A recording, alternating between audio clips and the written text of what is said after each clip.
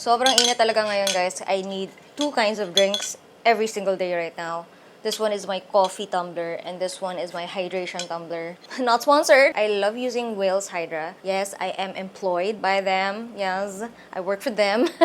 And I've been using this so much on an everyday basis because it's 0-calorie shot, and it has sodium, electrolytes, potassium, and all that jazz. So, you know, you're always hydrated as hell.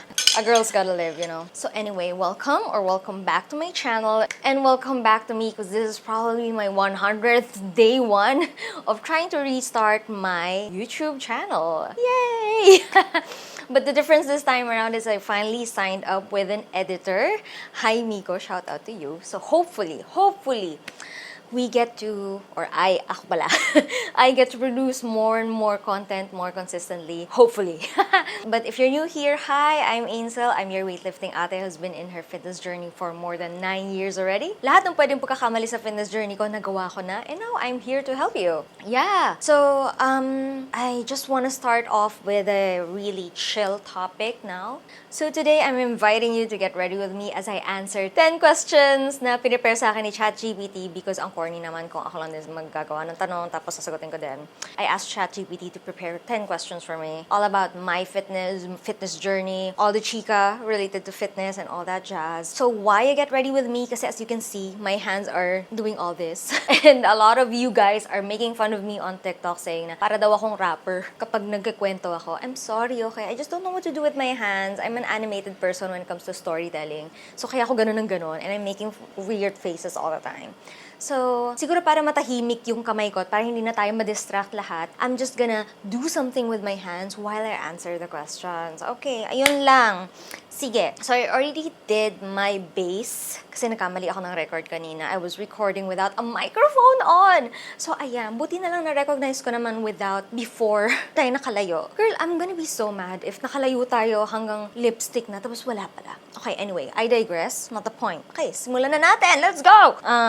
First question is, when did you start becoming conscious about your body and what triggered it? While I answer this question, let me do my eyeshadow. Okay, this is the Nature Republic Daily Basic Palette 07 in the Burgundy. I've been using this for a while now kasi madali naman siyang gamitin. It's very flexible and also very medium tone to morena tone friendly naman siya. Okay, and it's very daily makeup friendly. Nothing too funky or fancy. Okay, so anyway, when did I start becoming conscious about my body? Not gonna lie, I'm not really a chubby kid. You know, hindi naman ako tabain talaga. Hindi rin naman ako teenage.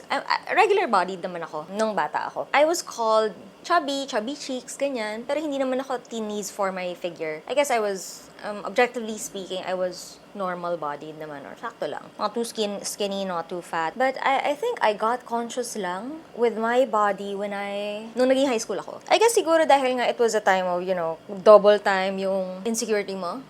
We're all aware naman na kapag we're in high school, ganyan, double time talaga yung insecurity mo. Like, feel mo yung bawat mali sa katawan mo, you're nitpicking on every corner of your body, your face. Parang lahat mali, pero wala naman talagang mali. Nung high school ako, you know, I guess everybody was being hyper-aware of what they look like. So, parang ako din, nagkaroon na rin ako ng, pagiging conscious sa katawan ko, sa itsura ko. I remember, when I was in high school, tabang-taba ako sa sarili ko. Feeling ko, ang chubby-chubby ng mukha ko, ang chubby ng katawan ko. Pero now that I'm looking back at it as an adult, parang, girl, hindi naman. Ano mo ba sinasabi mo dyan? Oh, by the way, singit ko lang, I've been using these brushes for so long. Like, they're still functional. Okay pa rin naman sila. They're still holding the pigment. Pero please, if you do have recommendations on brushes, kahit mahal, if justified, I'm willing to shell out extra. Basta maganda.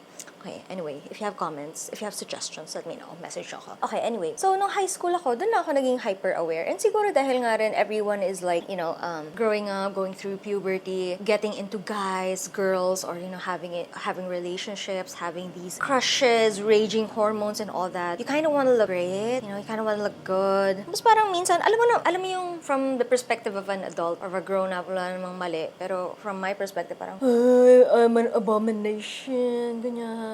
Ayun, so siguro nung naging self-aware na ako sa katawan ko, and for some reason parang syempre, until now pa rin naman, ano, there's that fear na, oh, ayokong tumaba kasi, alam mo yung ang kukupal talaga ng mga classmates mo na aasarin ka or ibubuli ka talaga for your figure, what you look like, whether you're too thin, too fat, big boobs, big butt, whatever. Alam mo yun, lahat na ng pwedeng kapintasan, insultahin ka.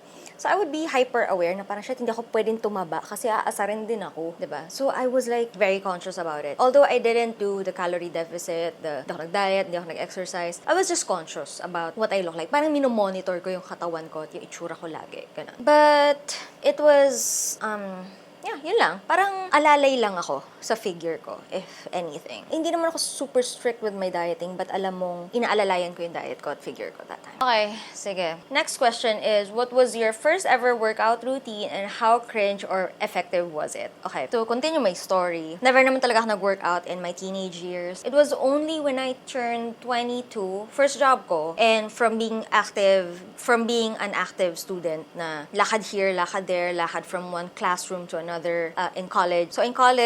So in university, we would be walking a lot kasi maglalakad kami from one classroom to another. Tapos syempre, ang daming ginagawa. You know, you're just very active. Then biglang pag-graduate ko and I got my first job, highly desk work siya. So alam mo yung nakatambay lang talaga ako the entire 8 hours or at least most of the 8 hours in my desk. So, biglang bagsak yung activity ko, and naturally, I gained weight. Doon ako medyo na-conscious, no? Alam mo yun, adult na ako, pero conscious pa rin ako when it comes to my body. So, I was working for a health magazine at that time. So, ironic, kasi parang, health magazine, tapos biglang, ikaw yung unhealthy. I know, right?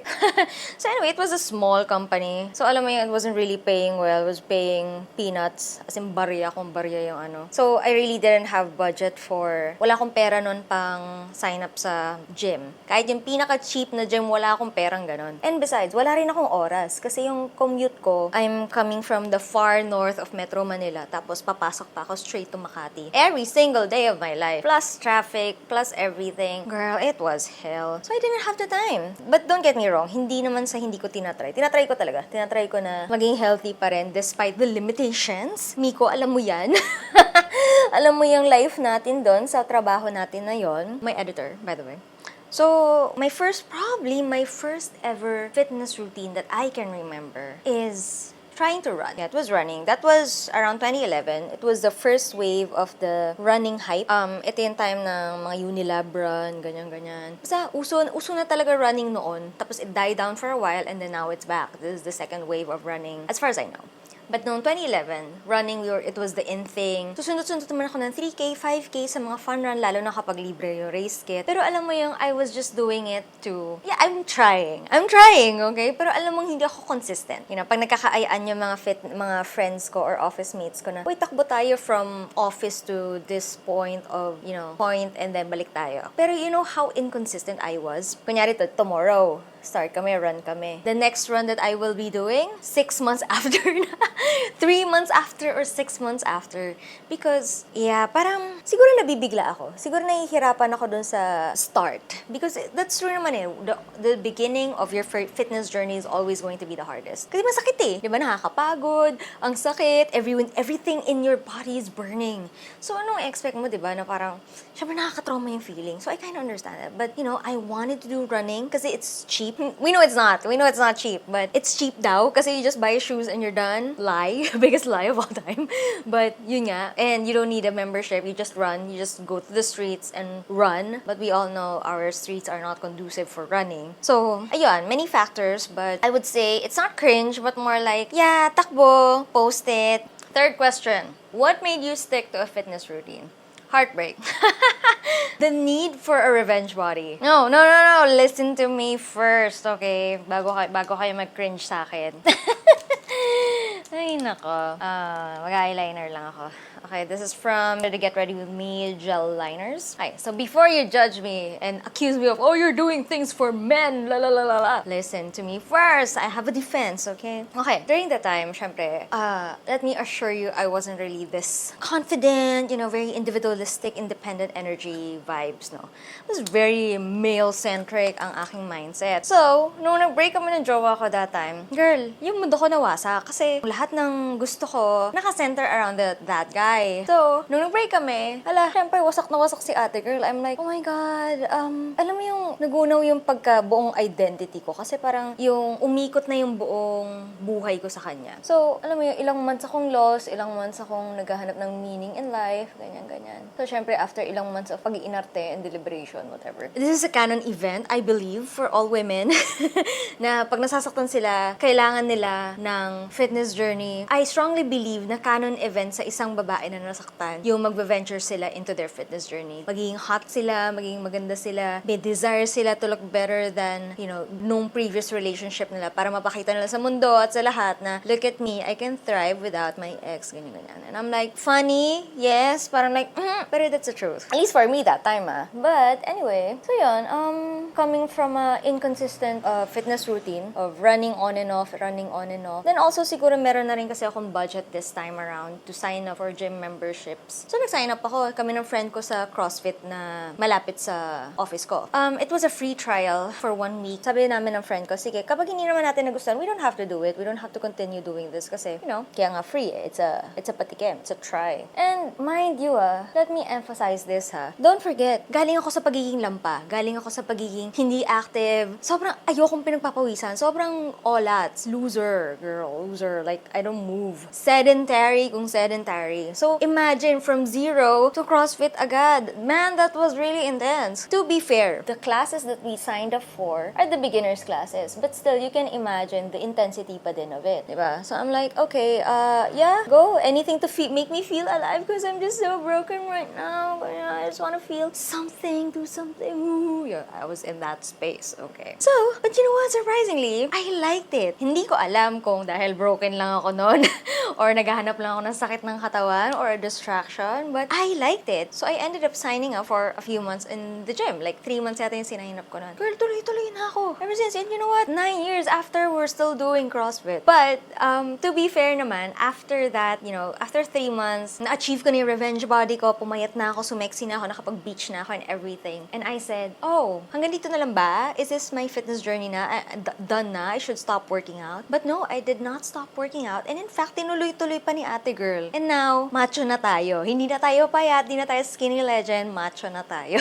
No, not macho. Meron lang tayong muscle definition. 4th question. Biggest regret in your fitness journey so far? Skip the spoilers, we want the drama. Ayan, sabi ni ChatGPT yung gusto niya yung madrama. So, okay, I'll give it to you.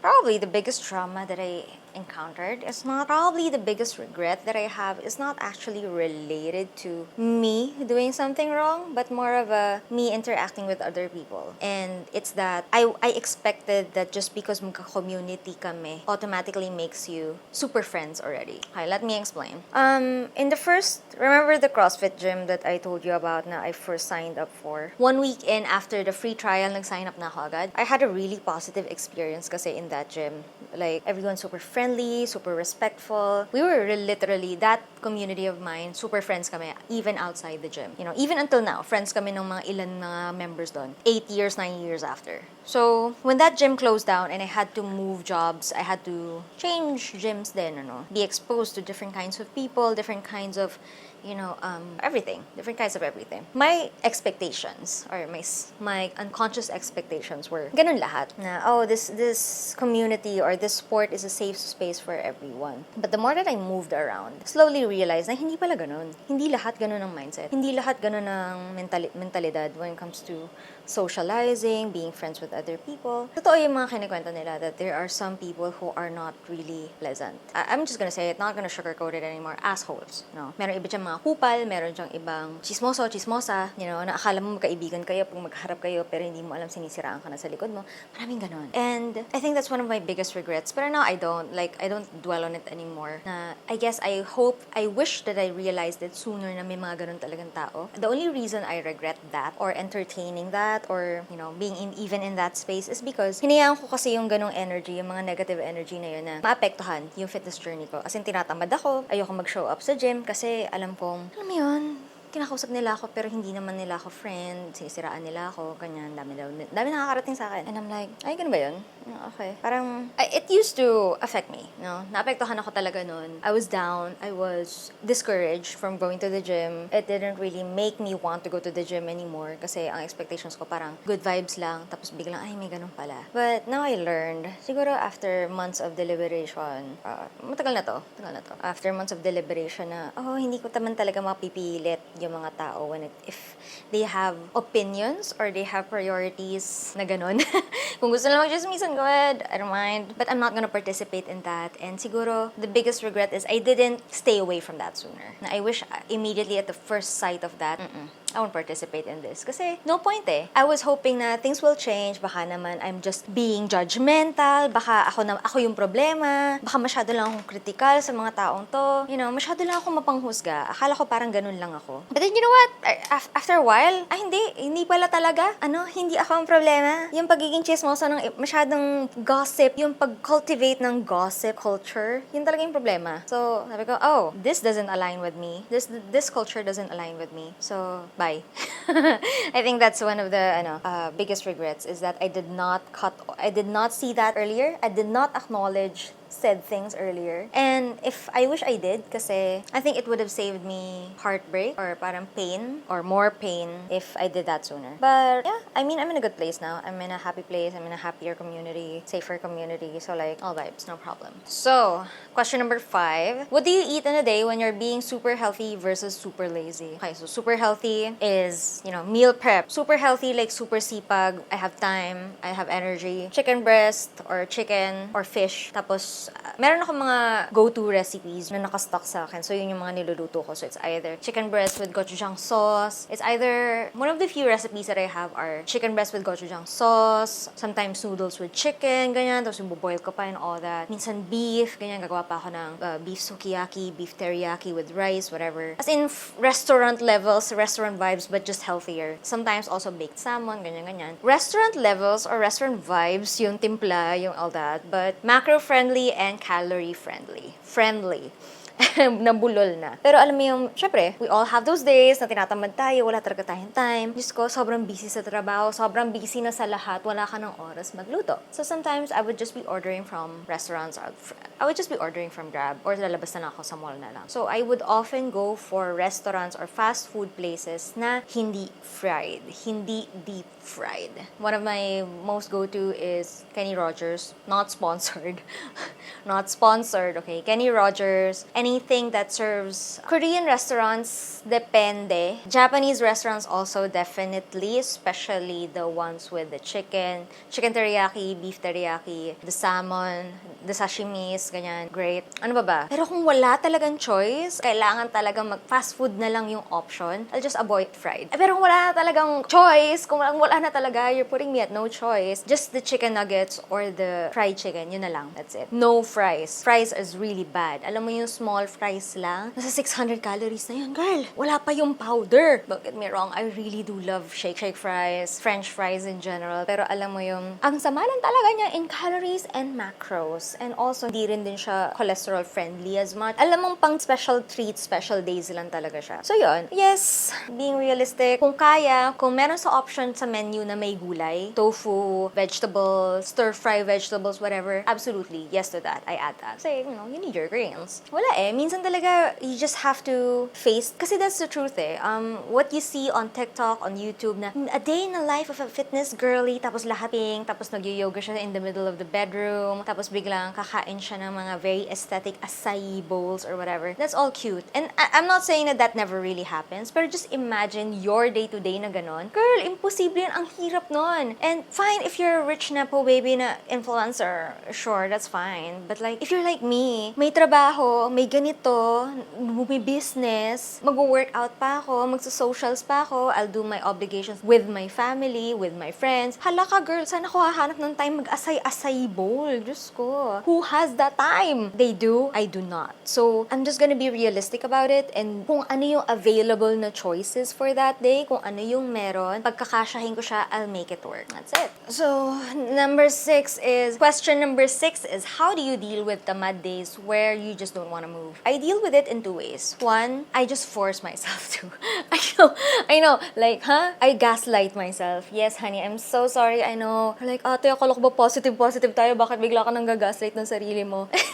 Yeah, because that's the truth. Minsan kasi, it's just you versus your katamaran. And there's no valid reason for it. And sometimes there's no valid reason for it. Tinatamad ka lang talaga.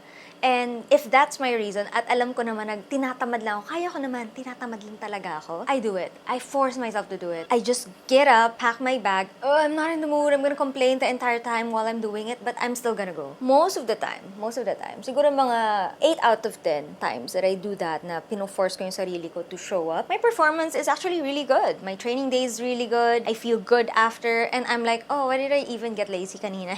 Now I had no regrets. Ganon. Pero may mga times na yung katamaran ko is because of my PMS, luteal phase, premenstrual, before my period, or pagod na pagod ako talaga sa trabaho and in life. Like, it just drains me. So, during those times, inisip ko na parang, is it really worth skipping talaga? Like, yung pagod ko ba ay so real na mas gugustuhin ko na lang matulog for today? And if I answer yes, okay, I'm gonna take it easy. Hindi ako mag-doom scroll on my social media. I'll eat better. I'll eat extra fruit, extra rice, extra ulam, eat quality food, get quality sleep, take quality vitamins, sleep early, and if I do feel better the next day, dun ako babawi. Kasi minsan, I've learned the hard way of forcing myself na yung ganun na, yung alam kong today is a really bad day, not because tinatamad ako, but because it is a bad day, pero pinilit ko pa rin. When I got to the gym, siguro part 1 pa lang ako of my 4-part workout, ayoko na. Sayang yung punta ko, na-frustrate lang ako, nainis pa ako. And sometimes, I just have to deal with, minsan kailangan mo lang talagang pakiramdaman and you have to be honest with yourself. There are times na talaga nakakatamad, di ba? Pero kaya mong i-power through. And there are times na nakakatamad because you really need extra rest. And I think you should be able to know what's the difference between the two and play it by ear. Lalo na sa mga women out there, lalo na sa mga girlies out there na we all demonstrate iba't ibang symptoms of, before your period, or during your period actually. So, minsan nakakapagod din talaga, hindi siya tamad more like you're fatigued, diba? So you just have to play it by ear and be smart about it. Ikaw lang nakakaalam niyan. What I feel, yung kinikwento ko sa inyo ngayon, might be a little different with you guys. So, I really do recommend you play it by ear. Kung ano yung applicable sa inyo, kung ano yung style ninyo, you know your body best. So, kung ano yung style ninyo, just go with that. And, as long as yung rest days ninyo hindi aabot ng 1 linggo at it's 2 buwan. As long as yung rest days nyo naman siguro hindi aabot ng 1 buwan na tinamad na talaga kayo sa journey nyo. Diba? Okay, patapos na yung makeup ko, pero yung question number 7 pa lang tayo. Okay, so, what's one fitness myth you believed for way too long?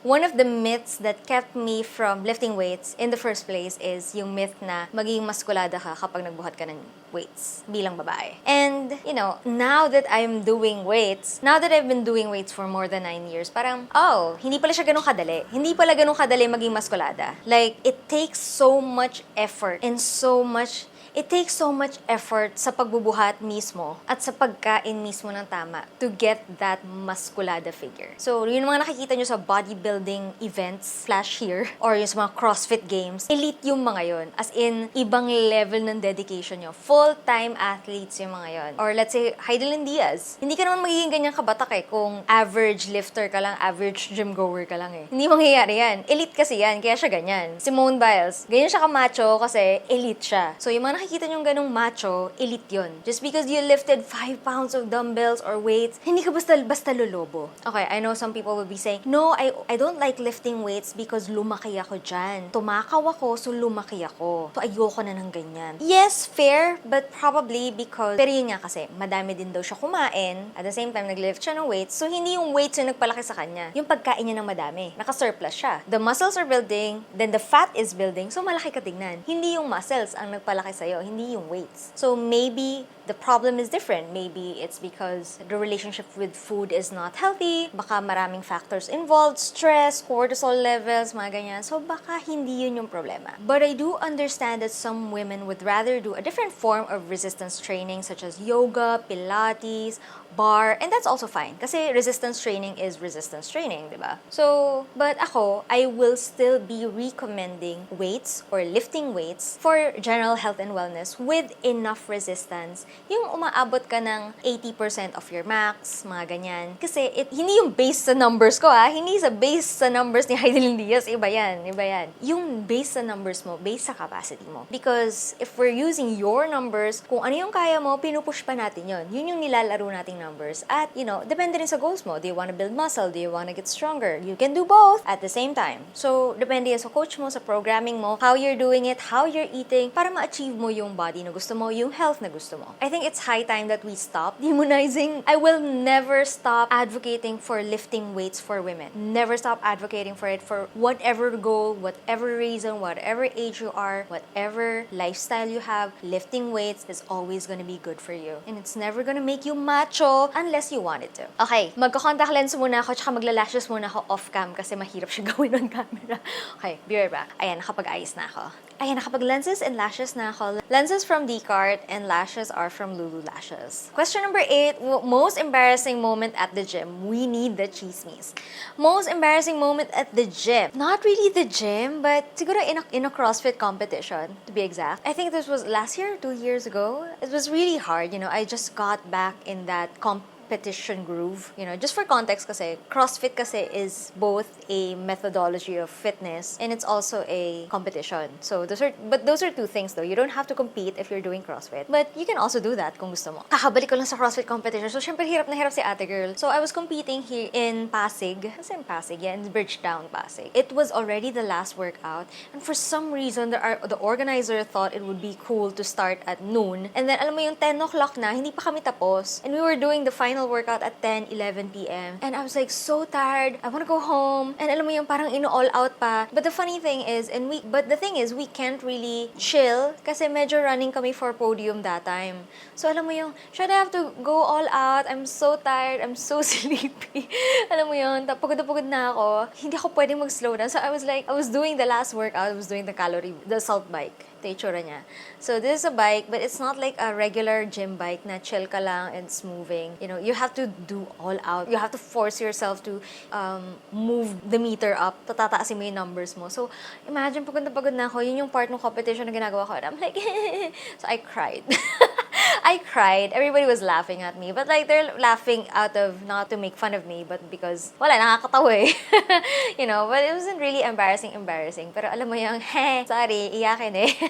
Yeah, not really that embarrassing, Okay lang, it was fun. Part of the game. I like clowning myself. And then, question number 9, we're almost done. Okay, magli-lipstick na. Okay, so my gloss for today is the Honey Melting Lip from Nature Republic. So this is like yung nauso a few years ago, na yung, from MAC, yung you click, and then there's a glossy thing that comes out. I really like the formula of this. Very hydrating and highly pigmented. Malagkit lang kasi pag dumikit yung buhok mo, ayun, nakadikit na siya. Anyway, question number 9.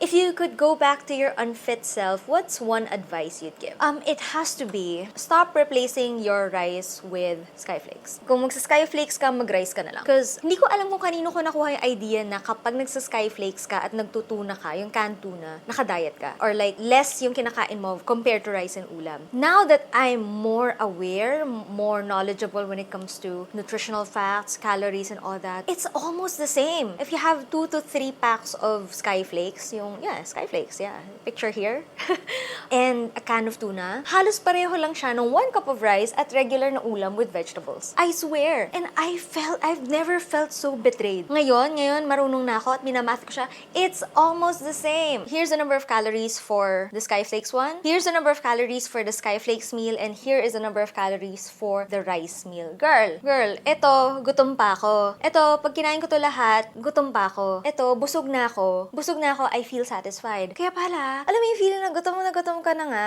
konti pa yung kinain, no? It's very counterproductive, especially when you're trying to diet or lose weight. Not to mention, kulang-kulang pa yung vitamins and minerals na nakukuha mo rito. So just stick to your usual meal. Just pick healthier ulam choices. And, stop this nonsense nonsense and just eat a regular healthy meal. Are we done? We're almost done. Last question. Question number 10. What's your ultimate tip for someone who hates exercise but wants?